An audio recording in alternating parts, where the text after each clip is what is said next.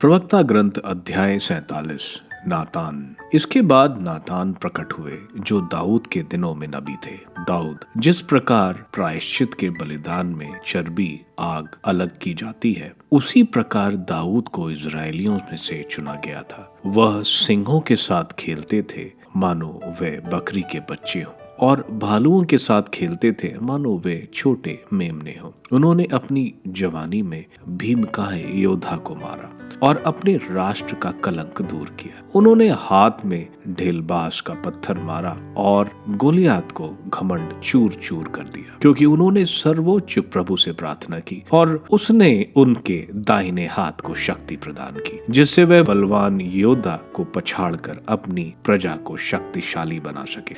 इसलिए लोगों ने उन्हें 10,000 का विजेता घोषित किया। ईश्वर के आशीर्वाद के कारण उनकी स्तुति की गई और उन्हें महिमा का मुकुट पहनाया, क्योंकि उन्होंने चारों ओर के शत्रुओं को पराजित किया और अपने फिलिस्तीनी विरोधियों का सर्वनाश किया। उन्होंने सदा के लिए उनकी शक्ति समाप्त कर दी। वह अपने सब कार्यों में धन्यवाद देते हुए परम पावन सर्वोच्च ईश्वर की स्तुति करते रहे। वह अपने सृष्टिकर्ता के प्रति अपना प्रेम प्रकट करने के लिए सारे हृदय से गीत गाया करते थे। उन्होंने गायकों को नियुक्त किया, जिससे वे वेदी के सामने खड़े होकर मधुर गान सुनाए। उन्होंने पर्वों के भव्य समारोह का प्रबंध किया और सदा के लिए पर्व चक्र निर्धारित किया, जिससे प्रभु का मंदिर प्रातः काल से ही उसके पवित्र नाम की स्तुति से गूंज उठे। प्रभु ने उनके पाप क्षमा किए और सदा के लिए उन्हें शक्तिशाली बना दिया।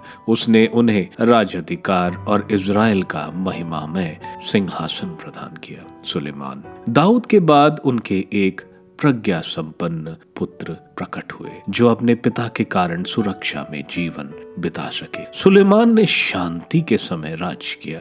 ईश्वर ने उन्हें सब ओर से शांति प्रदान की, जिससे वह उसके नाम पर भवन बनाए और सदा के लिए एक मंदिर की स्थापना करें। आप अपनी युवावस्था में कितने प्रज्ञा संपन्न थे और नदी की तरह विवेक से भरपूर। आपकी विद्वता ने पृथ्वी को ढक दिया और उसे रहस्यमय सुक्तियों से भर दिया। आपका नाम दूर दीपों तक फैल गया और आप अपनी शांति के कारण लोकप्रिय थे। सारी पृथ्वी आपके गीतों, सुक्तियों, दृष्टांतों और व्याख्याओं पर मुग्ध थी। आपने प्रभु ईश्वर के नाम पर, जो इज़राइल का ईश्वर कहलाता है, रागों की तरह सोने का और शीशे की तरह चांदी का ढेर लगाया। किंतु आपने अपने को स्त्रियों को पर अर्पित किया और उन्हें अपने शरीर पर अधिकार दिया। आपने अपने यश पर कलंक लगाया, अपने वंशजों को दूषित किया, अपनी संतति पर क्रोध उत्पन्न किया और उन्होंने आपकी मूर्खता पर शोक मनाया। आपका राज्य 2 भागों में विभाजित किया गया,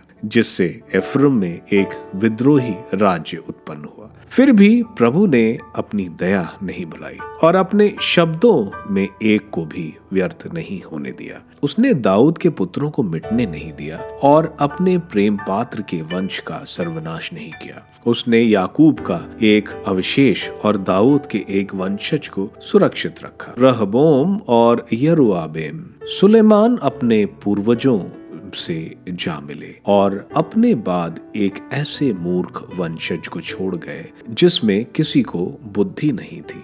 रहबोम, जिसने अपने निर्णय के कारण जनता में विद्रोह उत्पन्न किया। नबाट के पुत्र यरोबोम ने इज़राइल से पाप करवाया और एफ्रम को पाप का मार्ग दिखाया। उनके पाप की संख्या इस प्रकार बढ़ गई कि उनको अपने देश से निर्वासित किया गया। जब तक उनको दंड नहीं दिया गया, तब तक वे इस प्रकार के अपराध करते रहे।